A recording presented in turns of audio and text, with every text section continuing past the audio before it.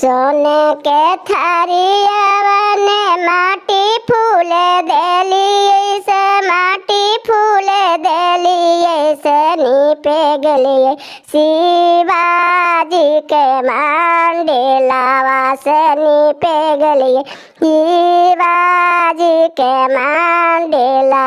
नीपिए उपिए हम चौकठिया लगल ठार हूँ चौकठिया लगल ठार कि शिवजी धैलन हमारो रे या चारावा कि शिवजी धैलन हमारो रे या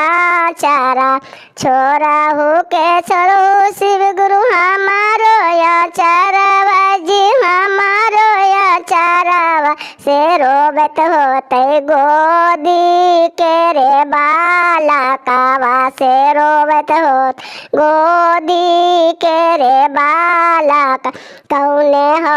मरिया सुंदर कौने हो बाए सावा से कौने हो बाए साव से कौने विधि गोदी के रे बाला कावा से कौने विधि गोदी के रे बाला का गंगावा ने हैली सूरज गोरा लगानु सूरज गोरा लगानु कि शिवजी दिहलन गोदी के रे बाला कावा।